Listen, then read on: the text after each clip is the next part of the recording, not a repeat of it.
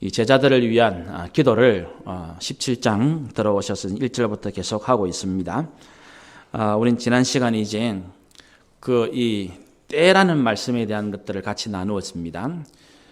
이 타이밍이라는 것이 요거는 요 때는 1절에는 이 때가 성경에 나오는 거는 시간적인 때를 말하기는 하지만 이 시간적인 때가 우리가 생각하고 알고 있는 물리적인 시간을 말하는 것이 아닙니다. 성경에서 말하는 물리적인 시간은 헬란말로 크로노스라 그래요. 크로노스. 근데 그 시간이 아니고 하나님이 섭리하시는 시간 있죠. 그걸 카이로스 그래요. 카이로스. 좀 어려운 말이죠. 그래서 이제 우리가 하루 24시간을 쓰는 이 물리적인 시간 아니고 하나님이 정하신 시간, 그것을 예수님은 때라고 얘기합니다. 때라고. 그래서 이제 타임이라고, 영어로 타임이라고 하지만 여기 때는 이제 앞에 정관사가 붙습니다. 그때. 바로 그때. 그러면 그때가 예수님이 십자가를 지시는 때죠. 근데 그것이 뭐라고요? 영화롭게, 아들도 영화롭게 되고 아버지도 영화롭게 되는 그걸, 이 모든 예수님의 때와 그 다음에 예수님이 영화롭게 되시고 아버지가 영화롭게 되신 이 모든 일들은 그 핵심에 뭐가 있다고요? 항상? 십자가예요. 십자가. 이 17장부터 이제 예수님이 영화롭게 되시고 아버지를 영화롭게 하고 영광 이렇게 나오는데 이게 우리가 생각하는 이 단순한 영광이나 영화가 아니고 반드시 십자가를 통해서 얻게 되어지는 것을 이야기합니다. 이거는 교회와 성도의 영광도 마찬가지입니다. 교회와 성도들도 반드시 십자가를 통해서만이 주님이 예비하신 그 영광과 영화로움에 참여할 수 있게 되어집니다. 이것을 우리가 좀 성경적인 용어로는 고난이라고 말하기도 하고 자기 십자가 이렇게 표현하겠죠. 그것을 우리가 잘 감당을 해야 되는 것입니다. 지난 시간에 제일 중요한 것은 하나님의 때와 영화롭게 되어지는 것인데 이것이 반드시 십자가가 핵심에 있다는 것을 우리가 지난 시간에 제일 중요하게 나누었습니다. 오늘은 예수님의 기도가 이어지는데 9절 첫 번째는 내가 그들을 위하여 비옵나니 예수님의 첫 번째 기도의 대상은 제자들 그들입니다. 그들을 위해서 예수님은 기도하십니다. 내가 비옵는 것, 기도하는 것은 세상을 위한 것이 세상은 예수님을 배반하고 배신하고 팔아넘기는 세상을 위해서 드리는 기도가 아니요. 내게 주신 자들, 제자들을 말합니다. 내게 주신 제자들을 위함입니다. 그래 놓고는 그들은 아버지의 것입니다. 그러니까 원래 저와 여러분은 하나님 아버지의 것인데 예수님이 이 땅에 오셔서 저와 여러분의 선한 목자가 되어주신 선한 목자가 되어주신 그래서 이제 우리가 예수님의 것이자 동시에 하나님 아버지의 것입니다. 같은 겁니다. 그래서 이제 우리가 주님이 첫 번째로 기도하시는 것은 놀랍게도 근데 제자들을 위한 기도가 10절에 보면 어떻게 나오냐면 내 것은 다 아버지의 것이요 아버지의 것은 내 것이온데 내가 그들로 말미암아 영광을 받았나이다. 요게 조금 어려운 말이죠. 왜냐하면 지금 예수님이 10절 끝에 뭐라면 내가는 예수님이고 그들은 누구죠? 제자들.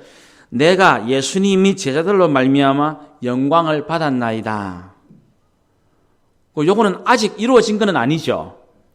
제자들은 십자가에서 죽으시고 부활할 때까지 부인하고 배반하고 도망치고 의심합니다. 그렇죠? 부활하신 주님을 진짜로 믿고 성령을 받기 전까지 배반하고 부인하고 의심하고 도망칩니다. 그런데 지금 여기 예수님은 내가 그들로 말미암아 영광을 받았다고 말해요. 이거는 이제 곧 조금 있으면 이루어질 미래를 확실하게 예수님은 믿고 있다는 뜻이에요. 지금은 제자들이 너무나 촌사람들이고 너무나 배우지 못했고 너무나 자격이 없고 너무나 부족해요. 그럼에도 불구하고 우리 예수님은 아버지께 기도하면서 보고하시기를 그들로 말미암아 영광을 받았습니다. 틀림없이 틀림없이 이 나에게 주신 이들을 통해서 나는 영광 받을 것이고 그것으로 말미암아 아버지도 영광 받으실 것을. 그러니까 여기에는 하나님 아버지에 대한 전적인 믿음도 있고 그 아버지의 것인 제자들을 위한 전적인 믿음도 있는 거예요. 알겠죠? 무슨 말인지? 이건 이제 그 하나님에 대한 믿음과 제자들에 대한 신뢰 같이 갑니다. 이제 뒤에 나오지만 하나님 사랑과 이 이웃 사랑, 제자 사랑은 같이 가는 거예요. 그 성경에 말하는 계명은 항상 이중 계명입니다. 이중 계명인데 같은 거예요. 첫째는 하늘에 계신 아버지를 사랑하는 것이고 둘째는 그와 같으니 내 이웃을 내 몸과 사랑하라. 이 사랑의 이중 계명은 하늘을 향한 사랑과 사람을 향한 사랑이 항상 같이 가는 겁니다. 이것이 예수님의 제자들을 바라보시는 시선이에요. 지금은 한없이 모자라고 한없이 부족하지만 그래서 예수님이 그 베드로를 시몬 베드로를 부르실 때 그렇게 말씀하시죠. 요한의 아들 시몬아, 네가 지금은 시몬이지만 장차 뭐라게 장차 내가 너를 반석으로. 지금은 너무너무 부족하지만 성격 급하고 나서기 좋아하고 얼마나 그런 스타일 베드로. 그런데 예수님은 그런 베드로를 장차 너를 교회의 반석이 되게 하겠다. 딱 그대로 되어지죠. 마태복음 16장 넘어가면 이 가이사랴 빌립보에서 예수님이 질문하지요. 가이사랴 빌립보가 그 이스라엘에 있는 모든 우상들이 다 모인 곳이에요. 그러니까 요단강이 시작되는 곳입니다. 헐몬산 바로 밑에 있는. 거기서 예수님 모든 그 로마의 우상들이 다 있는 그 가이사랴 빌립보에서 너희는 나를 누구라 하느냐. 사람들이 선지자라고도 하고 엘리야라고도 하고 뭐라 말이 많습니다. 너희는 나를 누구라 하느냐. 시몬 베드로가 주는 그리스도시요 살아계신 하나님의 아들이십니다. 예수님이 요한의 아들 시몬아 네가 참 복이 있다. 이를 알게 하신 것이 하늘에 계신 너희 아버지다. 내가 이제 이 반석 위에 예수님이 내 교회를 세우겠다. 그 베드로의 신앙 고백 위에 주님이 주님의 몸된 교회를 세우시겠다. 놀라운 그 베드로의 신앙 고백이 교회의 반석이 되어져요. 기초가 되어집니다. 그래서 천국 문을 여는 열쇠를 베드로한테 줘요. 그죠? 네가 열면 다 열리고 네가 안 열면 안 열린다. 그래가지고 제가 지난번에 우리 지금 주일 오전에 사도행전 설교할 때 모든 그 전부 첫 번째 성령 오시는 사건 전부 베드로가 연관만 되지. 베드로가 싹 다 합니다. 그 중에 예를 들면 그 빌립 집사님이 사마리아 성에 가서 굉장한 전도를 하죠. 어마어마합니다. 그런데 성령은 받지를 못해요. 여러분 요한복음이니까 바로 조금 더 사도행전 8장 가봅시다. 이건 확인을 한번 하고 사도행전 8장 4절 5절에 보시면 흩어진 사람들 복음을 전하는 말씀 나오지요. 5절에 빌립 집사님이 나옵니다. 사마리아 성이 나옵니다. 7절에 많은 일들이 벌어집니다. 더러운 귀신들이 나가고 중풍병자가 낫고 못 걷는 사람이 낫고 그러니까 사마리아에서는 큰 기쁨이 있었다. 8절에 그래 나오죠. 또 9절에 마수사 시몬에 대한 이야기 쭉 나옵니다. 12절에 가면 빌립이 하나님 나라와 및 예수 그리스도 이름에 관하여 전도함을 그들이 믿고 남녀가 다 세례를 받았다. 세례받은 사람 많죠. 심지어 13절에 시몬도 믿고 세례를 받습니다. 그런데 14절에 예루살렘에 있는 사도들이 사마리아도 하나님의 말씀을 받았다 함을 듣고 누구를 보냅니까? 베드로와 요한을 딱 보내죠. 베드로와 요한을 보내서 그 다음에 15절에 그들이 내려가서 그들을 위하여 뭘 기도합니까? 성령 받기를. 믿고 세례 받았는데 성령 받는 거는 안 돼요. 그래서 16절에 이는 아직 한 사람에게도 성령 내리신 일이 없고 오직 주 예수의 이름으로 세례만 받았다.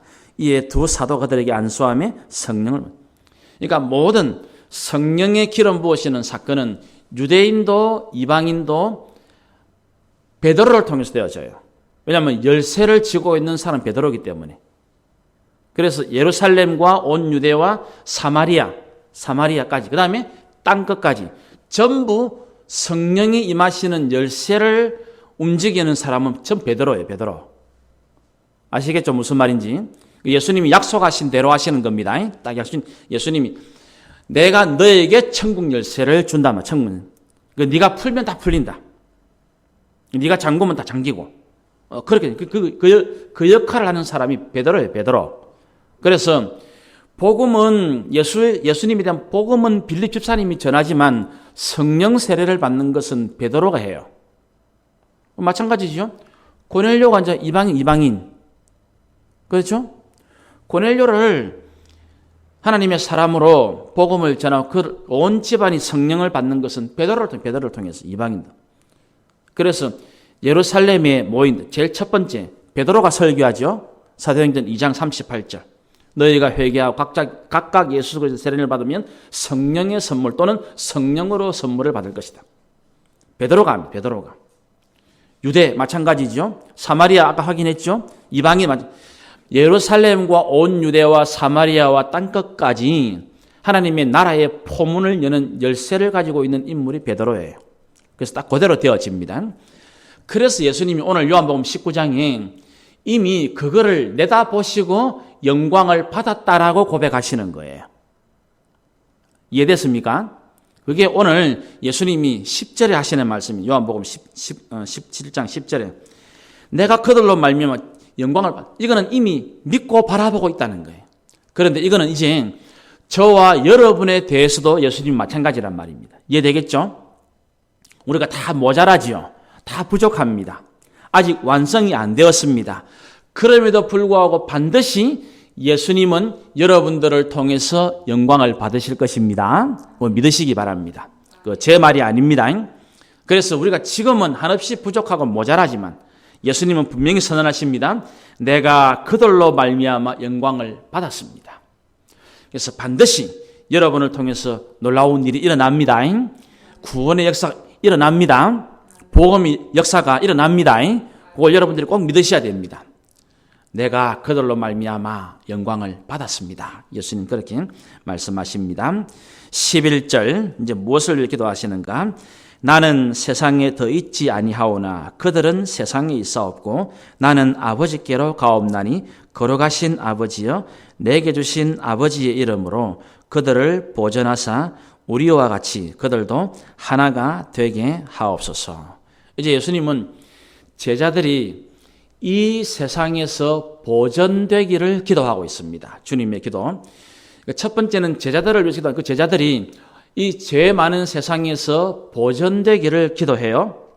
자, 그럼 보전된다는 그 내용은 12절에 내가 그들과 함께 있을 때에 내게 주신 아버지의 이름으로 그들을 보전하고 지켰나이다.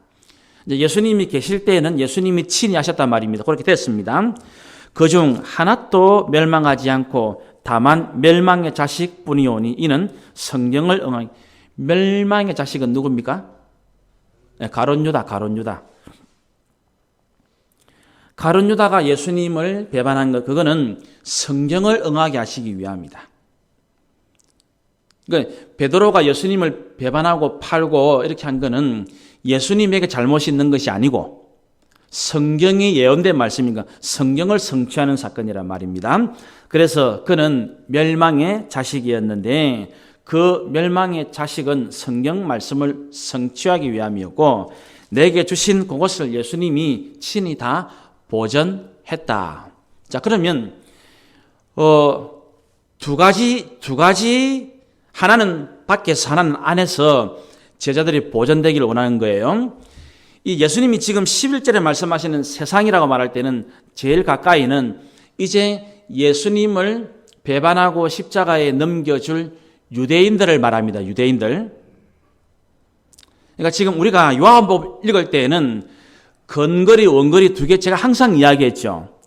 모든 것은 가까이 십자가와 부활이고 궁극적으로는 예수님이 다시 오실 재림의 사건을 이야기한다 그랬습니다.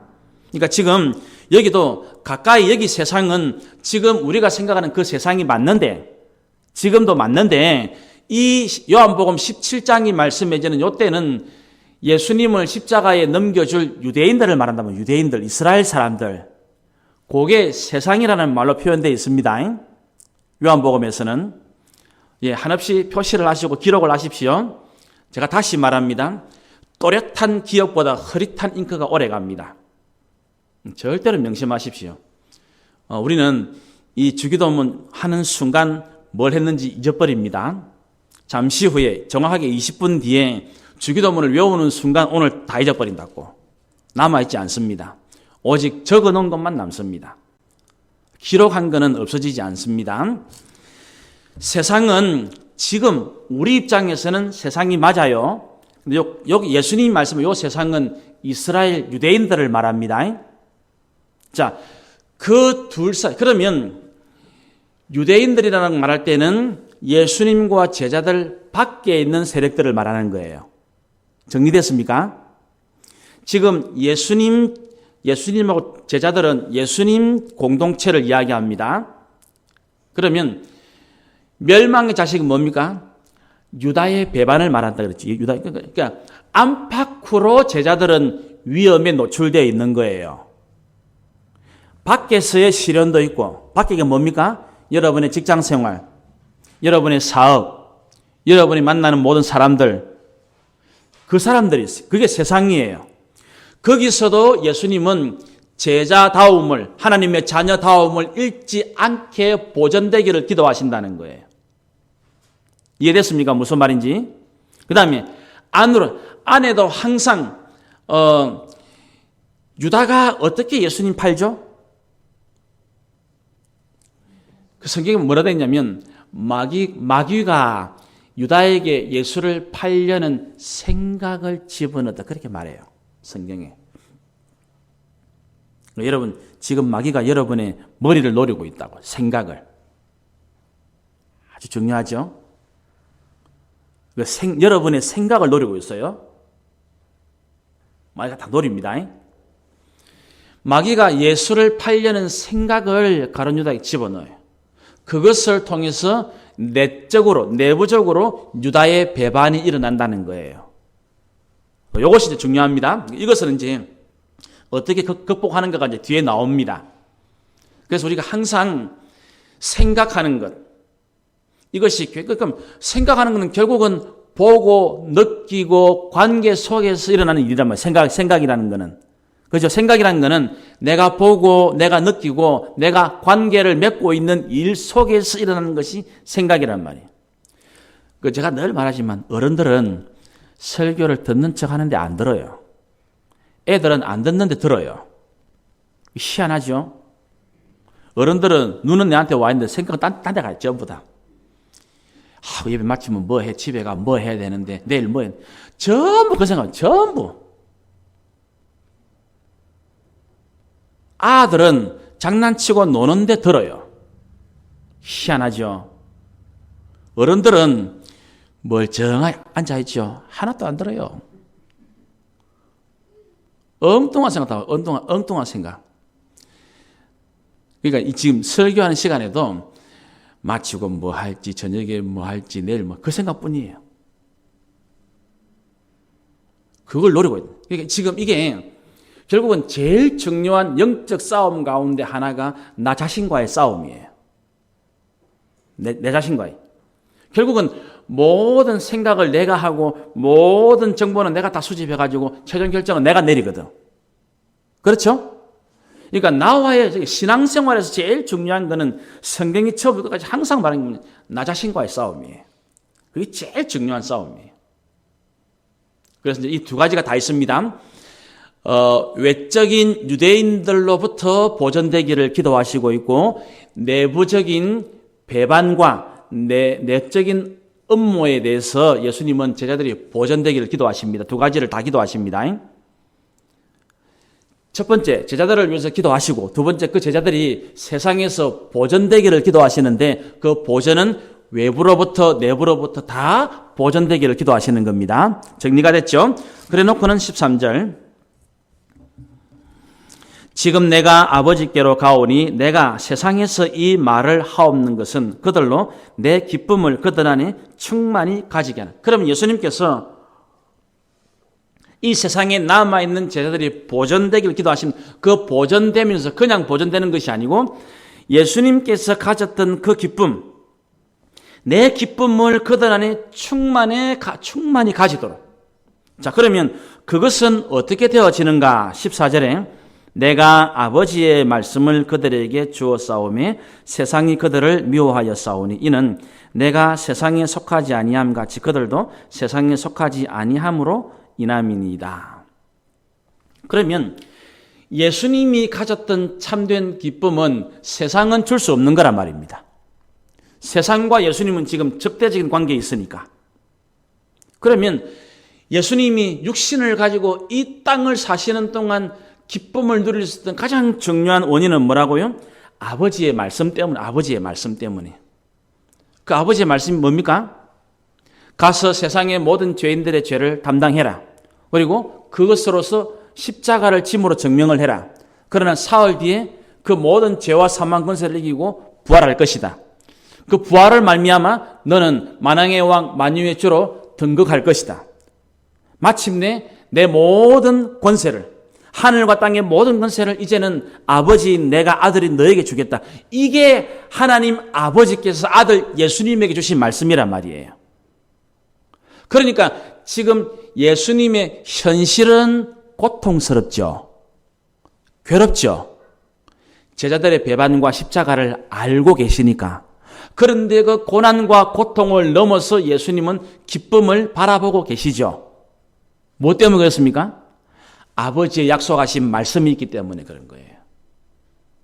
그러므로 사랑하는 성도 여러분, 여러분들도 이 고통스럽고 힘든 세상 속에서 세상은 줄 수 없는 참된 기쁨을 누리려고 하면 예수님의 말씀이 항상 내 속에 있어야 한다는 것입니다.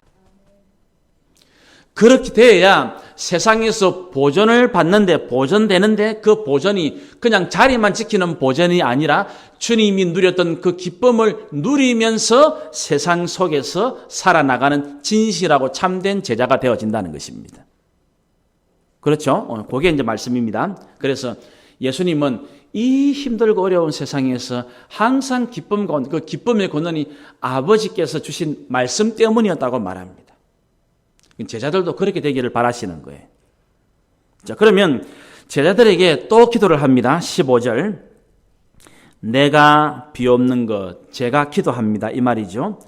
그들을 세상에서 데려가시기를 위함이 아니요. 그 다음에 다만 악에 빠지지 않게 보존하시기를 기도합니다. 이게 이제 사실은 제일 현실적인 기도가 되겠죠. 지금 세상에서 데려가시기를 기도하지 않습니다. 16절에는 내가 세상에 속하지 아니함 같이 그들도 세상에 속하지 아니했습니다. 이 15절, 16절은 지극히 우리에게도 참 피부에 와닿는 현실적인 이야기예요. 우리 생각에는 죄 많고 고통이 많고 쉽지 않은 이 세상에서 예수님이 그 모든 어려움을 다 없애주든지, 그죠? 아니면 계속 고통을 당할 때야 우리 아침에 설교한 대로 고마, 하나님이 나를 데려가시면 좋겠다. 그런 기도도 한 분이 있죠, 혹시라도. 너무 힘이 들면 사람이 그렇게 기도하거든. 하나님 너무 괴롭습니다. 너무 힘듭니다. 고마, 날로 데려가 있어. 그죠? 그런데 예수님은 그 두 가지를 다 절대로 기도하지 않습니다. 악한 세상인데 악을 없애주지도 않습니다. 그렇죠? 악한 세상인데 아이고 힘들겠다 이러면서 데려가시지도 않습니다. 희한하죠? 우리하고 지금 우리가 기대하는 거하고 정반대로 기도하고 있어요. 지금 예수님은 분명히 세상은 악하다고 예수님도 인정하시죠. 그런데 그 악을 없애주지 않습니다. 놀라운 일이에요. 그 악이 계속 있는데 아이고 힘들겠다 고통스럽게 그래가지고 데려가시지도 않습니다. 우짜까예 악을 없애지지도 않으시고 계속 고통 가운데 있는데 데려가지도 않으시고 그래서 악에 빠지지 않도록 보존하게 해달라. 와, 이게 이제 우리 교회와 성도가 걸어갈 길이에요. 세상은 악합니다. 여기서 계속 우리는 보존되어야 됩니다.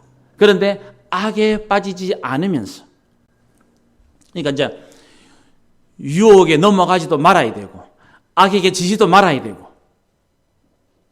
그러면서 우리는 제자됨을 지켜내야 되고, 요게 지금 저와 여러분이 예수 믿으라고 부름받은 이유입니다.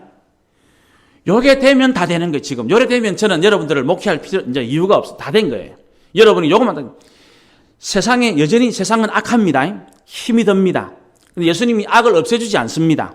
그래서 우리는 악한 세상에 살면서 악한 유혹에 넘어지지 말아야 되고 악에게 지지 말아야 됩니다. 그러면서도 거룩함을 보존해야 됩니다. 제자다움을 잃지 말아야 됩니다. 요게 숙제예요. 이게 영원한 그 창세기부터 요한계시록까지 하나님이 출제하신 시험 문제 전부예요. 유일한 시험 문제예요. 답을 적어내세요. 답을. 그러니까 유혹에 빠져도 안 됩니다. 악에게 지도 안 됩니다. 그러면서 제자다움을 잃지 마셔야 됩니다. 어디서요? 가정에서도, 직장에서도, 일터에서도, 사회에서도. 이게 숙제예요. 이게 예수님의 기도예요. 그러면 예수님이 지금 이 부분을 굉장히 염려하고 있다는 말이, 굉장히 염려한다는 말이죠. 기도를 한다는 말은 염려한다는 말이잖아요. 그죠? 자, 그러면 좀 더 봅시다. 17절. 뭐라고 말씀하시냐면, 그들을 진리로 거룩하게 하옵소서 해놓고 아버지의 말씀은 진리입니다. 그렇게 기도합니다. 자, 그 다음에 18절에는 아버지께서 나를 세상에 보내신 것 나도 그들을 세상에 보내었고, 그 다음에 또 그들을 위하여 내가 나를 거룩하게 하오니 이는 그들도 진리로 거룩하게 함을 얻게 하기 위함이다. 지금 여기 계속 나오는 것이 뭐냐면 17절에도 진리로 거룩하게 하옵소서. 그 다음에 19절에도 마찬가지입니다. 그들도 진리로 거룩하게 함을 얻게 하여 주옵소서. 그러면 이 악하고 죄 많고 유혹이 넘쳐나는 이 세상 가운데서 예수님의 제자들이 제자됨을 유지하고 그 다음에 또 하나가 되어지는 것이 11절 끝에 보면 12절 끝에 우리와 같이 그들도 하나가 되게 하옵소서. 그 하나 되기가 안 쉽다는 말이에요. 지금 그러면. 그러니까 하나가 되는 것, 진리로 거룩하게 되는 것, 이게 지금 같은 건데 이게 지금 제자들에게 남겨진 제일 중요한 숙제라는 말이에요. 여러분 지금 하나가 되는 것이 쉽습니까? 어렵습니까? 무지무지 어렵습니다. 무지무지. 그 부부끼리 수십 년을 살아도 하나가 안 되는데. 그렇죠. 여러분 지금 그 결혼 여기 지금 오래된 분들이 많은데 하나가 되었습니까? 하나가 되기는커녕 점점 원수가 돼가고 있는데. 알면 알수록 내가 어쩌다가 저런 인간하고 결혼을 해가지고 맞죠? 그런 마음 들긴 하나가 되긴 뭐가 하나가 돼요? 더 괴로운데. 신기하단 말이에요. 참 신기해요. 그 예수님이 남겨진 11명의 제자들을 바라보는 시선이 그거예요. 절대로 하나가 안 되었거든. 지난 3년 동안. 그죠? 베드로는 베드로대로 나서기 좋아하고 그 세베대 둘이는 엄마 치맛바람 딱 이용해가지고 한 자리 하려고 하고 도마는 의심 많고 나머지 그것도 우울증 환자였고 조울증 환자였고 많아요. 전부 다. 정상이 없어요. 얼마나 이 하나가 안 돼. 그런데 하나가 되는 것도 지금 아버지하고 예수님 앞에 그래 말했죠. 11절 아까 본 대로 내게 주신 아버지의 이름으로 그들을 보존하사 우리와 같이, 우리는 아버지와 아들을 말합니다. 그죠? 성부와 성자를 말합니다. 성부와 성자와 같이 그들도 하나가 되게 하옵소서. 그러면 성부와 성자는 어떻게 하나가 됩니까? 예? 답을 하면 성부와 성자는 어떻게 하나가 됩니까? 몰라요. 그런데 예수님이 지금까지 딱 전체로 말씀하신 아주 선명한 게죠. 아버지는 말씀하시고 그 말씀에 아들이 전적으로 순종할 때 하나가 되고 영광 받으시고 영화롭게 된다 그랬죠. 바로 비결이 그거예요. 우리가 뭐 성부와 성자와 성령이 삼위일체는 뭡니까? 이론적으로 아무리 해봐도 답이 없어요. 그건 몰라요. 그거는 나중에 우리가 천당 가야만 알게 되지. 어떻게 삼위가 일체가 되는지, 어떻게 하나님이 한 분이신데 한 분이 셋인지 아무도 모릅니다. 아직까지. 그거를 뭐 일반적으로 그냥 과학이나 물리학적으로 양태론밖에는 설명을 못해. 근데 그건 맞는 소리가 아니에요. 예를 들면 제가 교회에서는 목사고 집에서는 남편이고 아버지죠. 한 사람인데 역할이 세 개죠. 그렇게 비유를 하지 그게 맞는 게 아니거든요. 예를 들면 태양은 태양 자체가 있고 빛이 있고 열이 있죠. 그 비유를 하는 거지 그렇게 삼위일체가 아니거든요. 몰라요, 그거는. 삼위일체가 뭔지는 이 지구상에 아는 사람이 아무도 없습니다, 사실은. 분명히 성부와 성자와 성령은 각각이신데 하나랍니다, 하나. 이 비결이 뭔지는 아무도 모릅니다. 그래서 제가 전에 어거스틴이 밤에 꿈을 꾸었는데 해변을 거닐다가 그 삼위일체라는 그 이론을 정립한 인물이 그 사람이거든요. 어거스틴. 가다가 해변가에 바다 이래 보니까 꼬마가 모래성을 이렇게 지어놓고 바가지로 바닷물 이렇게 담고 있는 거. 아이고, 꼬마야 뭐 하고 있니? 예, 제가 모래성을 쌓아놓고요. 제 모래성에 바닷물을 전부 다 부으려고 해요. 어거스틴이 그 꿈속에서 네가 아무리 그래도 바닷물을 네 모래성에 다 담지 못한단다. 꼬마가 딱 정색을 하고 쳐다보면서 그런데 왜 당신은 당신의 머릿속에 하나님을 집어넣을 수 있다고 생각해요? 그 소리하고 딱 사라집니다. 못 집어넣거든. 하나님을 어떻게 인간이 지식적으로 머리로 알 수 있겠어요? 그 불가능한 일이에요. 몰라요. 그는 몰라도 괜찮다는 말입니다. 그건 모르고 놔두고 분명한 거는 하나님은 말씀하시고 예수님은 그 말씀대로 순종합니다. 그것을 통해서 계속 하나됨을 유지하시는 거예요. 계속. 그래서 아까 우리가 거룩하게 된다는 것이 거룩은 구약적으로 말하면 구별된다는 말, 거룩이라는 말 기억나시죠? 자, 다시 레위기죠. 레위기의 주제가 거룩이죠. 거룩은 뭐와 뭐라고요? 닮음과 다름. 그게 딱 나와야 된다 그랬죠? 뭘 닮아갑니까?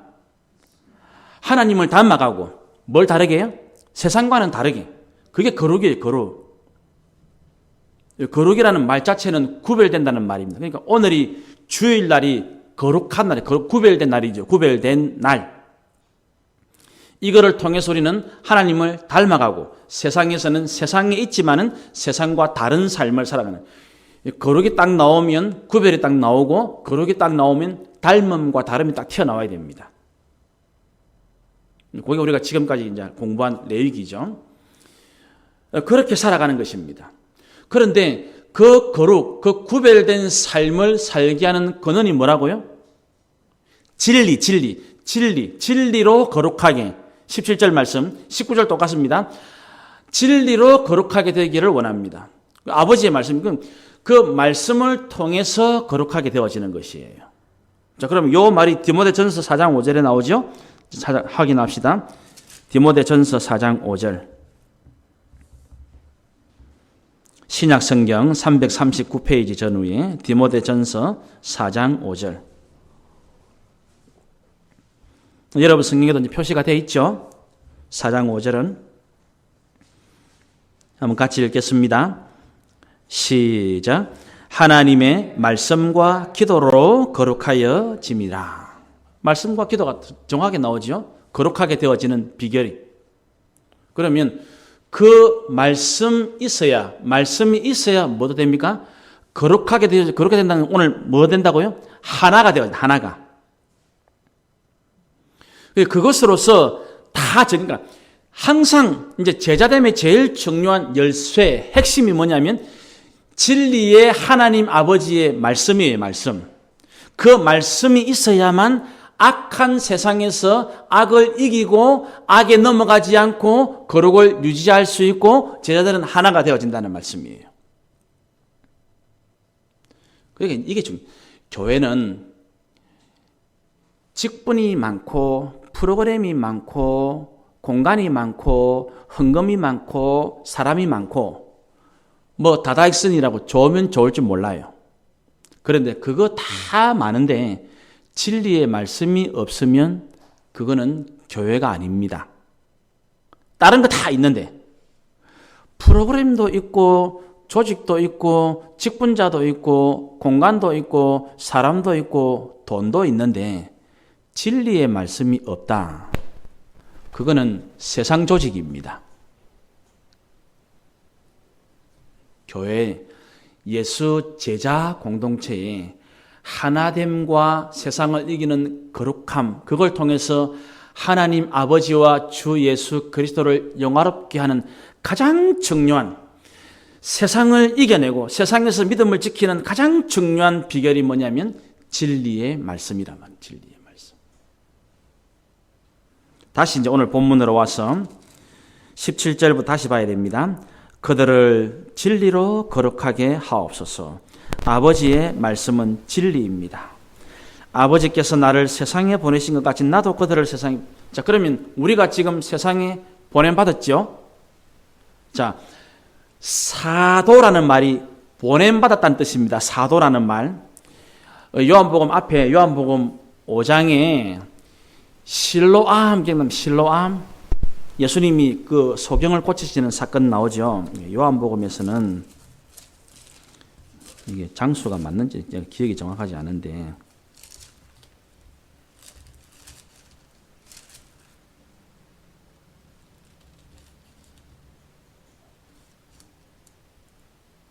아, 9장이네. 9장. 요한복음 9장.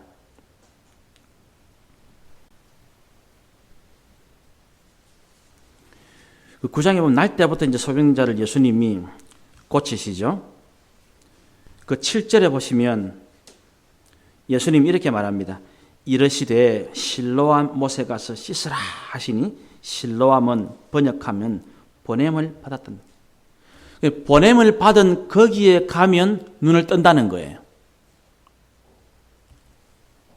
그러면 무작정 그냥 교회라고, 무작정 그냥 성도라고 다 고침받는, 그게 아니고 그 보냄받은 그곳에, 우리가 세상에 보냄받았는데, 여러분이 가정에, 직장에, 사업터에 보냄받았는데, 그 보냄받은 예수님의 제자가 반드시 뭐를 붙들고 있어야 된다고요? 진리의 말씀.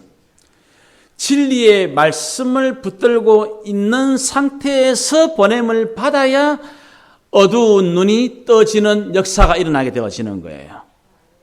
그 여러분의 가정에도 닫힌 눈이 열려지고, 여러분 직장 생활에도 눈이 떠지고, 사업, 진리의 말씀을 가지고 세상에 나가야 돼요. 그래야 직장 생활이 눈이 떠집니다. 진리의 말씀을 딱 붙들고 사업을 하러 내일 딱 출근해야, 나가야 보여요. 신기하죠? 이런 삶을 살고 싶지 않습니까? 우리 가족들이 진리의 눈을 뜨기를 원하지 않습니까? 세상에서 일하고 사업하는데 하나님께서 놀랍게, 여러분 거듭 말했지만 길을 아는 사람하고 길을 모르는 사람하고 천지 차이라 그랬죠. 같을 수가 없습니다. 길을 알고 가는 사람하고 모르고 가는 사람은 계속 여 가보고 저 가보고, 제일 시간 쭉 보내다가 길을 모르는 사람은 마침내 제일 위험한 낭떠러지에 서게 된다고요. 길 아는 사람은 그냥 묵묵합니다. 짐승 소리가 나기나 말기나, 사람 소리가 나기나 말거나, 오직 내가 아는 그 길을 쭉 걸어가는 거예요. 가면 목적지가 나옵니다. 신비롭죠? 신앙생활은 그렇게 신앙. 그러면 하나님의 말씀은 우리를 영원한 목적지로 인도하는 이정표, 나침판이잖아요. 그럼 길을 안다는 말이거든. 여러분 시편 119편 너무나 유명 말씀 잘 알죠? 주의 말씀은 내 발에 등이요 내 길에 빛이다. 이정표를 아는 사람은 길을 아는 사람이거든. 그래 가야 그게 제대로 된 길을 걸어가게 되어지는 것이거든요. 예수님은 제자들이 오늘 남겨졌는데요. 제자들을 위한 기도, 이 제자들이 보존되기를 원하는데 그 보존되어야 할 곳이 악한 세상이라고 말합니다. 그래서 안팎으로 위험에 노출되어 있는데 지금 안에서는 하나가 되어져야 되고 바깥으로부터는 이 모든 것을 지켜내야 되는데 안팎으로 위기를 만난 제자들이 그들의 하나됨, 그들의 거룩함을 지키는 비결이 뭐냐? 진리의 말씀이라는 거예요. 진리의 말씀. 이렇게 정답을 명쾌하게 가르쳐주는 데가 별로 없습니다. 답을 정확하게 이 세상과 그 다음에 우리 내부적으로 다 그래서 이거를 잘 이겨내는 이 비결이 바로 진리의 말씀. 여러분들이 이제 가정생활도 직장생활도 사업도 그냥 내가 단순히 이렇게 뭐 오늘도 열심히 그까지는 진리의 말씀을 다 붙잡고 나가야 됩니다. 그래서 아침 되면 항상 어쩌든지 하루를 시작하기 전에 말씀과 기도로 시작하십시오. 아까 답이 나왔죠. 디모데 4장 5절. 하나님의 말씀과 기도로 그 거룩함을 가지고 나가야 세상의 유혹에 빠지지 않고 넘어가지 않습니다. 제자됨을 유지할 수가 있습니다. 믿음의 가정, 믿음의 일터, 믿음의 사업을 할 수 있는 참 제자가 되어지는 것입니다. 이것이 예수님이 지금 오늘 저희들을 위해서 드리고 있는 기도입니다. 예수님 우리를 위해서 기도하고 계시니까 여러분이 그 기도하신 예수님을 딱 믿고 우리도 그 기도에 응답하고 부합되는 참된 제자들 다 되시기를 주님의 이름으로 축원합니다.